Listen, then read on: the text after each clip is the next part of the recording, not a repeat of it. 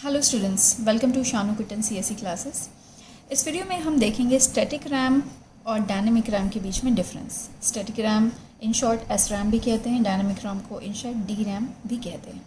ये दोनों random access memory के क्लासिफिकेशंस हैं। तो एस रैम जनरली क्या होता है? S RAM stores information as long as power is supplied. जब तक पावर ऑन रहेगी तब तक ही अपने पास इन्फॉर्मेशन स्टोर करके रखता है, इसलिए हम इसे स्टैटिक भी कहते हैं। डायनेमिक रैम्स स्टोर करके रखता है information only for few milliseconds even when power is supplied. Power supply होने के बाद भी इसमें इन्फॉर्मेशन कुछ देर के लिए ही रहती है, उसके बाद वो डिस्चार्ज होने लगती है, उसे हमें रिफ्रेश करना पड़ता है, तो इसलिए इसे हम कहते हैं डायनेमिक रैम। नेक्स्ट, अब ये रीज़न क्या है इसके रिफ़्रेश करने का या इसमें से चार्ज डिस्चार्ज होना उसके बाद उसे दोबारा रिफ़्रेश करने का रीज़न क्या है? वो इसलिए क्योंकि ये कैपेसिटर से बना होता है। तो डायनेमिक रैम कैपेसिटर से बना होता है, साथ ही साथ कुछ ट्रांजिस्टर्स इसमें यूज़ होते हैं, मॉस ट्रांजिस्टर्स। स्पेसिफिकली अगर बात करें, MOS transistors are metal oxide semiconductors.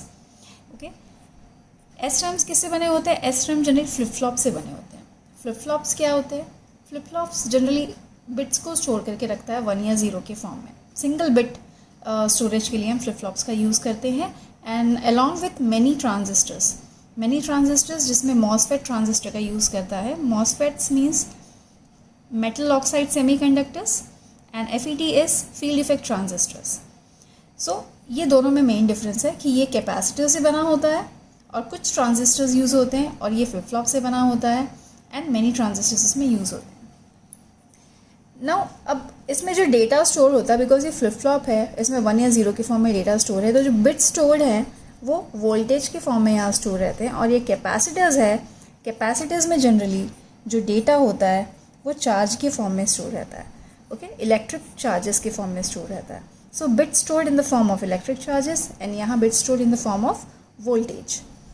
Now इसमें चार्ज लीकेज की कोई भी प्रॉपर्टी नहीं है, इसमें चार्ज लीकेज नहीं होता है। अब ये चार्ज लीकेज क्या है? जैसे मैंने अभी बताया, कैपेसिटर्स में चार्जेस होते हैं प्लस एंड माइनस, ये थोड़ी देर बाद डिस्चार्ज होने लगते हैं। इसकी वजह से हमें इसे दोबारा रिचार्ज या रिफ्रेश करने की नीड होती है। तो ये जो चार्ज लीकेज प्रॉपर्टी है ये किस में होती है? डी रैम में होती है, बिकॉज ये कैपेसिटर से बना होता है। So it has charge leakage property, so it need to be refreshed. इसके opposite, it has no charge leakage property, so it does not need to be refreshed। ठीक है, so that's why next point भी इसी के basis पे है कि refreshing circuit लगती है इसमें। refreshing circuit is implemented, यहाँ refreshing circuit is not implemented SRAM में। ओके, so ये मेन रीज़न है जिसकी वजह से ये स्लोअर भी हो जाता है। और इसमें एक एडवांटेज ये होता है इसकी वजह से कि पावर कम लगता है, जबकि इसमें जब तक पावर ऑन है तब तक उसमें डेटा रहेगा 1 0 के फॉर्म में, वो डिस्चार्ज नहीं होगा। इट मीन्स पावर कंटिन्यूसली इसमें यूज़ होगा। यहाँ पे बिकॉज डिस्चार्ज होने लगता है तो पावर कंजम्पशन भी कम होता है। तो ये अगर हम नेक्स्ट एक डिफरेंस देखें तो it consumes more power static RAM, और यहाँ पे डी रैम में it consumes less power. Okay, एक पॉइंट जो रह गया, सिंगल मेमोरी सेल जो एस रैम का होता है वो 6 ट्रांजिस्टर्स से बना होता है। ठीक है, और यहाँ पे सिंगल मेमोरी सेल सिर्फ 1 ट्रांजिस्टर्स से बना होता है। तो for a single memory cell 6 transistors are used in S RAM, and D RAM में सिंगल मेमोरी सेल के लिए 1 ही ट्रांजिस्टर यूज़ होता है। इसी वजह से एस रैम्स कॉस्टली भी होते हैं और फास्टर भी होते हैं। और बिकॉज यहाँ सिंगल मेमोरी सेल 1 ही ट्रांजिस्टर से बना होता है, इसलिए ये चीपर होते हैं एस रैम से, और हम बोल सकते हैं ये उतने फास्ट नहीं होते।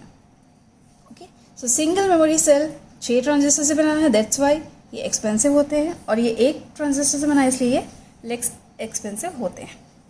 S RAMs consumes more power, ये भी हमने बताया, and D RAMs consumes less power. Okay, ये फास्टर होते हैं डी रैम से और ये स्लोअर होते हैं एस रैम से। नेक्स्ट आता है साइज़ ऑफ मेमोरी सेल, इसका लार्जर होता है। एक सेल की साइज़ थोड़ी बड़ी होती है बिकॉज ये 6 ट्रांजिस्टर से बना होता है, और इसकी एक मेमोरी सेल की साइज़ स्मॉलर होती है बिकॉज इसमें 1 ही ट्रांजिस्टर लगता है। अब नेक्स्ट आता है इसकी डेंसिटी। इसकी डेंसिटी लो होती है, इट मीन्स मेमोरी सेल पर एरिया। ओके, और इसकी डेंसिटी हाई होती है, मीन्स मेमोरी सेल पर एरिया हाई डेंसिटी में होता है। हाई डेंसिटी मीन सपोज अगर सेम चिप की बात करें, इसमें भी सेम चिप लग रही है, इसमें भी सेम चिप लग रही है, तो इसके मेमोरी सेल्स स्मॉलर होते हैं, छोटे छोटे होते हैं, पास पास होते हैं, ये काफ़ी डेंस होते हैं, इसलिए हम कहते हैं ये हाई डेंसिटी में होते हैं। और इसके मेमोरी सेल पर एरिया बड़े बड़े होते हैं बट दूर दूर होते हैं, तो काफ़ी ज़्यादा डेंस नहीं होते हैं, इसलिए वी कैन से इसकी डेंसिटी लो होती है और इसकी डेंसिटी हाई होती है। ओके, अब ये सब एडवांटेजेस की वजह से SRAM क्योंकि फास्टर है और 6 ट्रांजिस्टर्स का यूज़ करता है, रिफ्रेशिंग सर्किट इसमें नहीं लगती है और फ्लिप फ्लॉप्स का यूज़ करता है, तो वोल्टेज के फॉर्म में डेटा रहता है, इसलिए हम इसका यूज़ फास्टर कैश मेमोरी बनाने में यूज़ करते हैं। और मेन मेमोरी के लिए जनरली हम डायनामिक रैम्स को यूज़ करते हैं। और इसके वेरिएशंस की बात करें तो SD रैम्स, जिसे हम सिंक्रोनस डायनामिक रैम कहते हैं, और SD रैम के वेरिएशंस होते हैं DDR, that is double data rate RAM, DDR2, DDR3, ये सारे डायनामिक रैम की टेक्नोलॉजी से बने होते हैं। और इसकी वजह से इसकी साइज़ हमें कम रखनी पड़ती है बिकॉज ये काफ़ी एक्सपेंसिव होते हैं। So this is the difference between static RAM and dynamic RAM.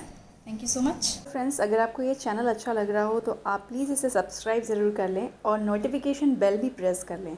साथ ही साथ इसे लाइक, शेयर और इसमें कमेंट भी ज़रूर करें। Thank you.